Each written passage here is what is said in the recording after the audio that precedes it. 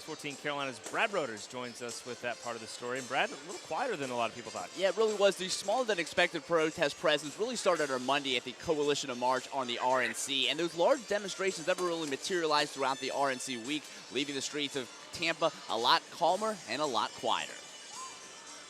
Now same-sex marriage! Stand up, America! Stand up, America! A smattering of demonstrators lined the security perimeter Thursday evening at the Republican National Convention. But across the street, this empty field spoke volumes, a symbol of a protest scene that fell well short of expectations in Tampa. Where is everybody, guys? Wish I could tell you, man. We're just roaming. You know, you would expect with an event like this whole field to be full 24/7, basically, and you get like a smattering of protesters here and there. Ash Dudney wanted to capture the demonstrations on camera, but at the end of RNC week, he doesn't have much of a reel. There was a lot of hype as far as there being, you know, constant protesting and just a lot more action, violent, you know, even violent stuff was being anticipated, but it's been pretty mellow considering. And not go over that wall, sir. I'm just advising you now. The underwhelming demonstration started Monday when a fraction of the predicted 5,000 protesters took part in the coalition to march on the RNC. With plenty of police and security fencing, demonstrators spoke their minds in pockets but failed to overtake the streets and disrupt civil order. And Tim, certainly the protest presence, quite a contrast to the 2008 RNC in St. Paul, Minnesota. That convention, there were 800 arrests total. As of this afternoon, Tampa police reporting less than a half a dozen arrests. So quite a contrast, not only in the protest presence, but the total number of arrests as well. Much calmer on the streets of Tampa for 2012. So we know that Charlotte-Mecklenburg Police Chief Rodney Monroe was here this week. What do you think he learned, and can they take some of that back to Charlotte for next week? Yeah, I spoke with Chief Monroe on Monday during that coalition of march on the RNC. He really said it's invaluable to have those eyes on the ground, really get a sense of that protest presence on the ground. But, you know, like I was saying, the coalition of march on the RNC, they expected 5,000 protesters. Just about 500 estimated showed up. So we'll see if more protesters head up the road to Charlotte next week for the DNC. Really up in the air, but certainly Tampa far under the protest expectations, Tim. With just a couple blocks from the Tampa Bay Times Forum and the Republican National Convention, this is the Democratic Party's Rapid Response War Room, where 40 people are working nearly around the clock to offer a counterpoint to the GOP message this week. With patriotic sunglasses, straw hats, even stuffed elephants on straw hats, Republicans dress to impress in Florida. Right now, we're living in a cheesehead revolution. We got leaders like Scott Walker, Paul Ryan. No matter where you turn, from Hawaiian Lays to Wisconsin cheeseheads, few Republicans were shy or subtle in their attire. And there is a rhyme or reason for this mix of big hats and bright outfits here on the floor of the Republican National Convention. For most delegates, their flair is a source of pride in their respective states. There's a camaraderie that the delegations get, you know, from their state, and it reminds me a little bit of military units. And then there was the Colonel, Oscar Poole, a Georgia alternate delegate who stood out in yellow and soaked in his first convention experience. I feel awesome. I feel this is where the action is. I hope that what we're having this convention is a prelude to victory in November.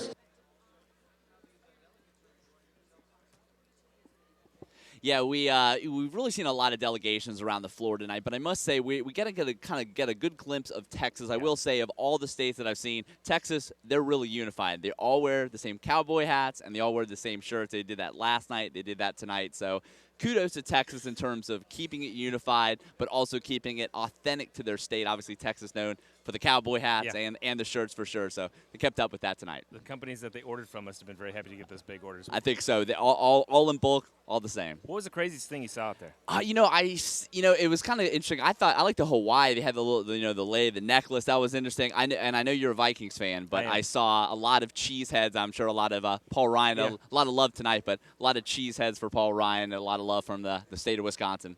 I've been on this street for 31 years. This is the worst I have ever seen. Marty Greenwald is open for business in downtown Tampa during the Republican National Convention. He's just not getting it. All this hype about the media and everybody being here before and getting ready, nothing.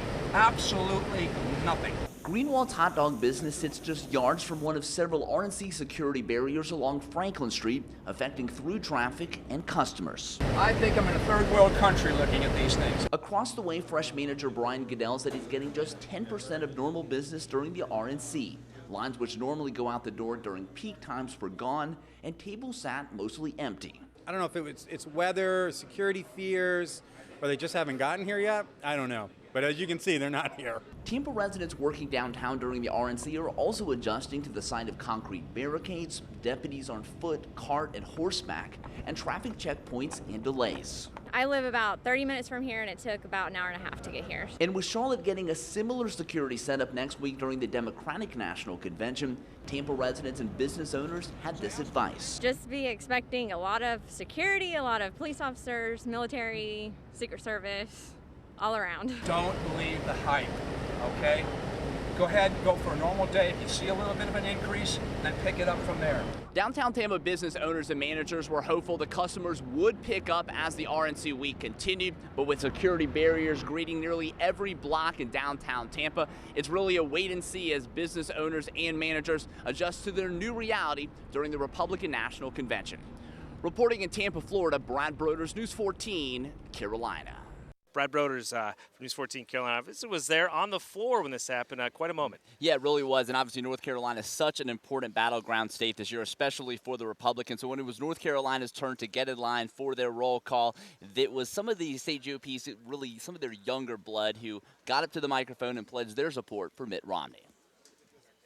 Madam Secretary, this year North Carolina will be Wolfpack Red in 2012.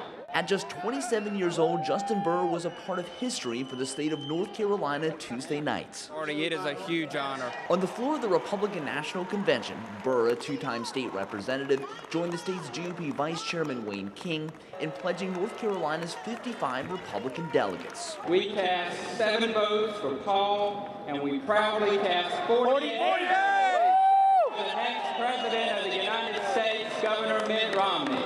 In the alphabetical roll call, North Carolina's pledged delegates came just minutes after New Jersey's delegates put Mitt Romney over the top to officially become the Republican presidential nominee. The announcement set off a huge ovation inside the Tampa Bay Times Forum as thousands of Republicans became energized, many decked out in red, white, and blue from head to toe. I think this is really gearing up for what's going to be a great final 2 months of the campaign. With both King and Burr younger than 35, they said participating in North Carolina's roll call was symbolic. Myself and Justin both are young Republicans, and I think that sends a strong message to people all across America that we need to make sure that we unite our party more than ever. And it's that youthful enthusiasm which likely will determine whether North Carolina goes Carolina blue or Wolfpack red in November.